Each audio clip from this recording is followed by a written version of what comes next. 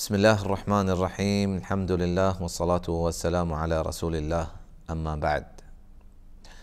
من عزيزة مانغاي مباركين ديوانا روغاي رسول صلى الله عليه وسلم مباركين حديث موانغاي هميك روچگي بابتايا سلف الصالحة غشتك أفضل الأعمال أخلصه وأصوبه. بهترین اعمال همشه که مردم پاک دلیا چی در بیانته که مردم تدلا پاک که ای عمل واسطه ما الله رب العزة کراچه اجر مزلوتا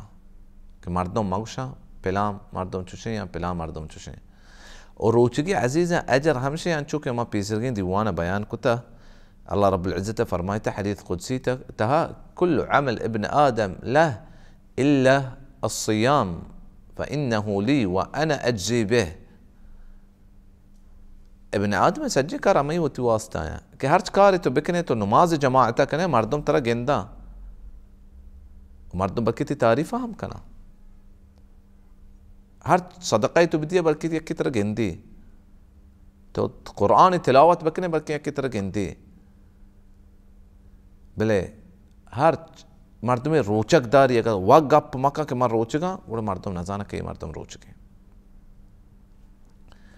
العزيزة لحتي جاگا ترى وتی اعمال ظاهر کنگا کہ ہرچ مردمی ترى گونے تو آیا ہمیں دل بڑھیا بدیے کہ آنے کے اعمال بکنا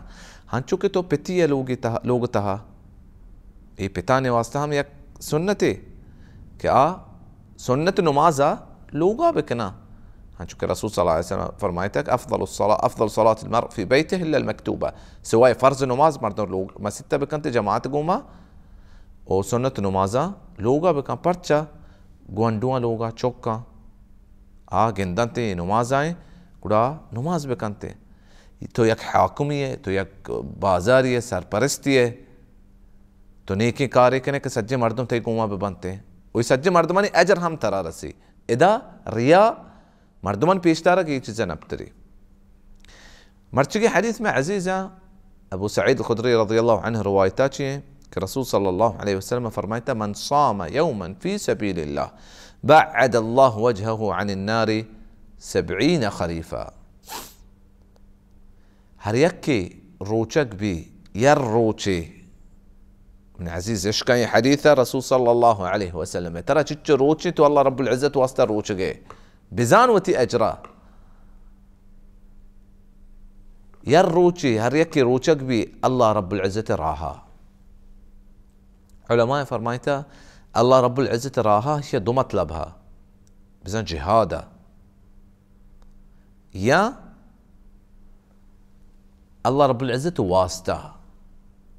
کہ آپ بزان اجر موزہ اللہ رب العزت چلوٹی بعد اللہ وجهه عن النار الله رب العزة أي ديما دير كنتين ناراتي 70 خريفة هبتاد سال اي تشوكي اجرين تشو روچه ير روچيه قولوا من عزيز تو خيال بكام تو سير روچگه الله رب العزة واسطة تي اجر تشو بيه اي اجر ثوابا ان شاء ما بیان بکنے عزیزاں وتی چوکان دیما وتی ہمراہن دیما وتی دیوانا ما بیان بکنے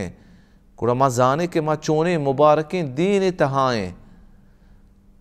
چونے اللہ رب العزت فضل کرمی تہائیں ما کہ چونے کسانے عبادتے کنے اللہ رب العزت اجرہ چتو مزنکا